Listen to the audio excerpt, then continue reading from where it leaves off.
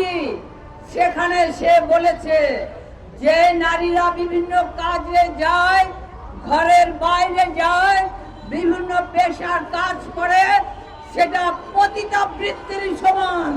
আমরা এই ঘটনার তীব্র নিন্দা ও প্রতিবাদ জানাচ্ছি আজকের এই সমাবেশ থেকে। তারা বলে যে তাদের এক্সেন্টাল হ্যাক হয়েছে, অথচ একই কথা জামায়াতে আমির আল জাজিরায় গিয়ে যখন বলে, তখন কিন্তু বোঝা যায় এই সব হ্যাক, এগুলো সব নাটক। আমরা দেখি এরপর তার সাধারণ সম্পাদক তিনিও একই কথা বলেন, তারপরে বলেন সেটাও নাকি হ্যাক।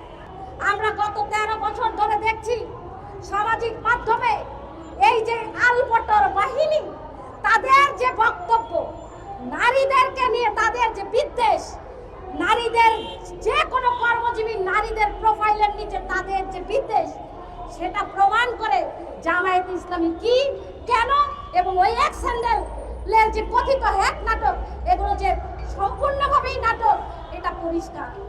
আপনারা জানবেন যে একজন জামাতের প্রার্থী তিনি এই ঢাকা বিশ্ববিদ্যালয়ের কি ভাষায় আক্রমণ করেছে ঢাকা বিশ্ববিদ্যালয়ের নারীদের।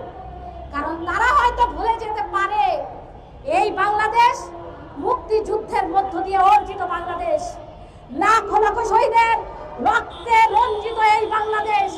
এই বাংলাদেশের সংবিধান বাংলাদেশের নারী পুরুষ সবাইকে সমান মর্যাদা দেয়। আমরা বাংলাদেশের নারীরা ওই জামায়াতে ইসলামের আমিরের উপদেশ আর অনুগ্রহ নিয়ে চলি না। বাংলাদেশের অর্থনীতির মূল চালিকা শক্তি হচ্ছেন নারীরা। যেই নারীরা বাংলাদেশের যে 3টা স্তম্ভ, তার মধ্যে অন্যতম রেমিটেন্স থেকে শুরু করে গার্মেন্টস শ্রমিক, কোথায় বাংলাদেশের নারীরা নাই?